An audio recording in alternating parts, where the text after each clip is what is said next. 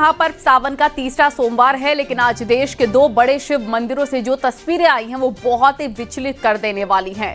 पहली तस्वीर उज्जैन के नागचंद्रेश्वर मंदिर से है। ये मंदिर साल में सिर्फ एक बार नाग पंचमी पर खुलता है और इसी वजह से यहाँ दर्शन के लिए लाखों भक्तों की भीड़ उमड़ पड़ती थी। लेकिन हरसिद्धि मंदिर चौराहे के पास बैरिकेडिंग वाले इलाके में ट्रांसफार्मर के पास अचानक से करंट फैलने की अफवाह उड़ी। इस अफवाह के बाद ऐसी भगदड़ मच गई कि लोग एक दूसरे पर चढ़ पड़े और कई लोग गिरते पड़ते घायल भी हो गए।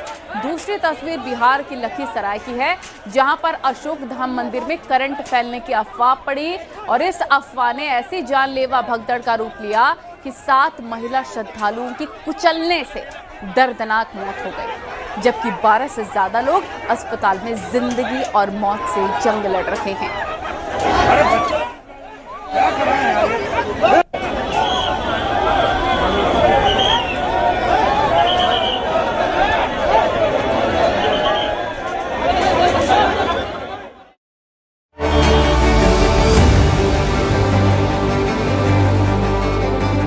अशोक धाम में आस्था का सैलाब उमड़ा हुआ था, लेकिन कुछ ही सेकंड में यही भीड़ मातम में बदल गई और देखते ही देखते आस्था की कतार में 7 महिला श्रद्धालुओं की सांसें थम गई। 12 से ज्यादा श्रद्धालु अस्पताल पहुंच गए, लेकिन इसने कई सवालों को जरूर छोड़ दिया। सवाल ये कि अशोक धाम में भगदड़ जैसी स्थिति क्यों बनी? क्या भारी भीड़ के लिए इंतजाम नाकाफी थे?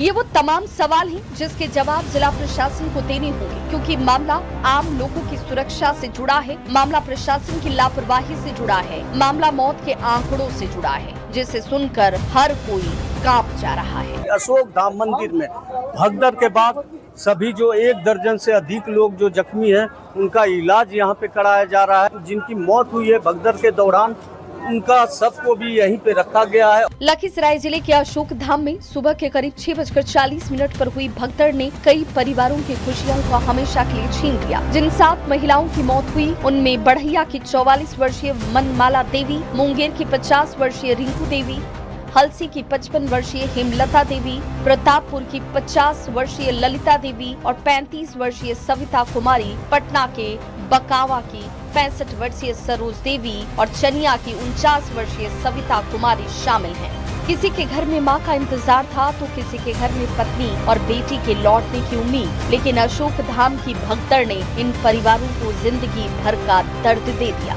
और अब आगे जो है पुलिस पोस्टमार्टम के लिए सबको जो है सदर अस्पताल भेज रही है।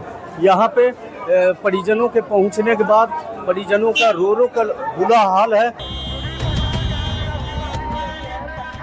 प्रशासन के मुताबिक पुरुषों की लाइन की तरफ एक खंभा गिरा, उसके बाद अफवाह फैली कि बिजली का तार गिर गया है। अफवाह ने भीड़ में डर पैदा किया। पुरुषों की तरफ से भीड़ का दबाव महिलाओं की कतार पर पड़ा, बैरिकेडिंग टूटी, लोग गिरते गए और देखते ही देखते कई जिंदगियां भीड़ के पैरों तले कुचल गईं।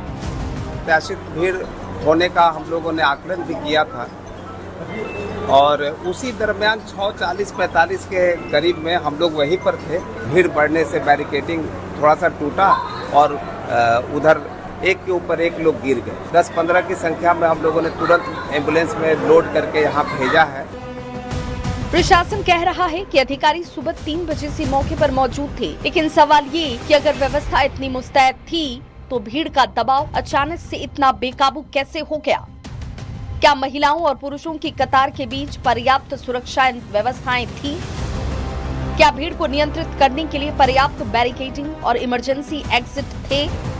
और सबसे बड़ा सवाल, क्या अफवाह फैलते ही भीड़ को रोकने का कोई प्लान मौजूद था? 2 मिनट के भीतर सब कुछ बदल गया। जो लोग बाबा के दर्शन के लिए घर से निकले थे उनमें से कई घर वापस ही नहीं लौट पाए। ऐसा हुआ नहीं। ऐसे में सवाल ये जरूर कि इस त्रासदी का जिम्मेदार आखिर कौन? न्यूज़ 18 के लिए लखीसराय से राकेश कुमार के साथ ब्यूरो रिपोर्ट।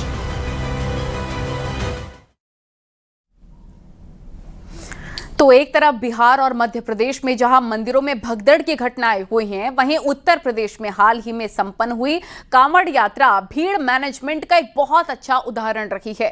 करीब 15 दिन तक चली कांवड़ यात्रा में 4.5 करोड़ से ज्यादा शिव भक्त आए थे। इंतजाम इतने कड़े थे कि एक भी अप्रिय घटना नहीं हुई।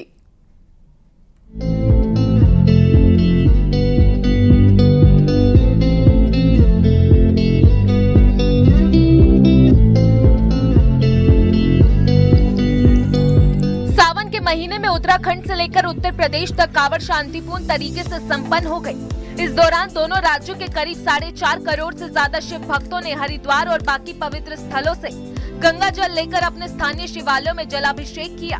सीएम योगी के साफ निर्देश थे कि कांवड़ यात्रा इंसिडेंट लेस और एक्सीडेंट लेस होनी चाहिए।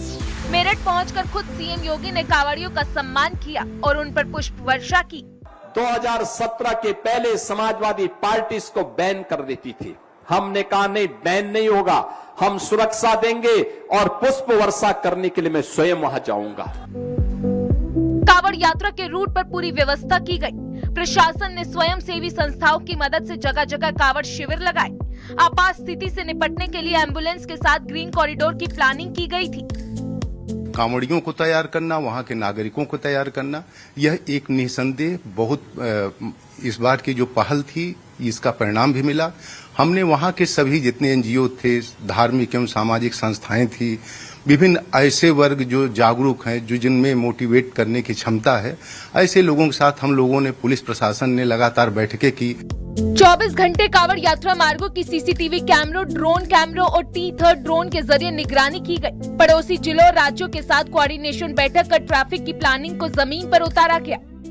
ट्रैफिक का जो डाइवर्जन किया गया इस बार, ट्रैफिक डाइवर्जन में जो हमारे पास वाटर कैनन बैरियर्स लगे, जो हमारा जो एनपीआर कैमरे लगे, उन पर भी निश्चित तौर से हमने बहुत ही ध्यान रखा, जिसकी वजह से जो है ट्रैफिक में कौन सा रास्ता किस तरफ जाता है उसके साइनेजेस लगाए गए। एनएच के माध्यम से हाई मास्ट लाइटें लगाए गए। उत्तराखंड में भी सीएम धामी के निर्देश पर कांवड़ियों के लिए पुलिस प्रशासन ने तगड़े इंतजाम किए थे। हरिद्वार में कांवड़ यात्रा के दौरान शिव भक्त कांवड़ियों के अपने हाथों से पांव पखारे और हेलीकॉप्टर से पुष्प वर्षा कर उनका भव्य स्वागत किया।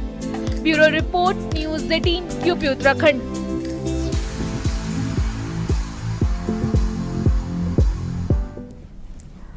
और करीब 3 महीने पहले 12 मई को भोपाल के कटारा हिल्स में एक्ट्रेस और पूर्व जज गिरिबाला की बहू त्विषा की मौत से क्या सस्पेंस उठने वाला है?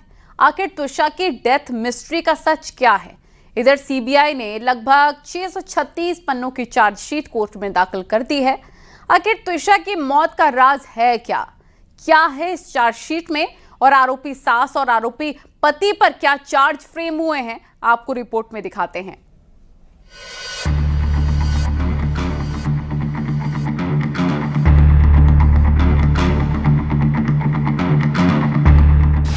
$636 पन्नों में कैद त्विषा की मौत का सच। चार्जशीट से उठेगा त्विषा की मौत से पर्दा। त्विषा केस में आत्महत्या की तरफ इशारा। सुसाइड की बात से त्विषा के परिवार का इनकार।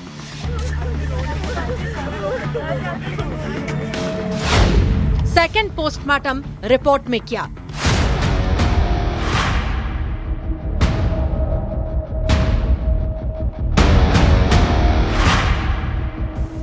भोपाल का high profile case, त्विषा death mystery. Actress और पूर्व जज गिरिबाला की बहू त्विषा की मौत आखिर कैसे हुई थी? कैसे त्विषा की जान गई? त्विषा के परिवार वालों का कहना है कि उनकी बेटी की हत्या हुई। आरोप है कि ससुराल में प्रताड़ित किया जाता था। जिस केस में परिवार ने सेकंड पोस्टमार्टम कराने की मांग की थी, त्विषा का सेकंड पोस्टमार्टम भी हुआ। सीबीआई ने क्राइम सीन का रिक्रिएशन भी कराया था। आरोपी सास पूर्व जज गिरिबाला और त्विषा के पति समर्थ सिंह को क्राइम सीन पर लेकर गए थे। इस केस में सीबीआई ने 636 पन्नों की चार्जशीट में दाखिल की, जिसमें सूत्रों की माने तो त्विषा ने सुसाइड किया था। चार्जशीट में क्या क्या चार्ज लगे हैं, सुनिए। आरोपी समर्थ सिंह और गिरिबाला सिंह पर सीबीआई ने बीएनएस की धारा 82, 85, 108 और 3(5) का चार्ज लगाया।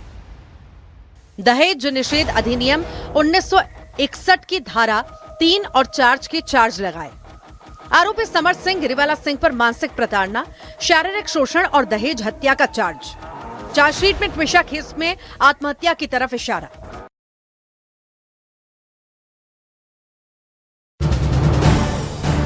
आप देख रहे हैं न्यूज़ 18 उत्तर प्रदेश उत्तराखंड।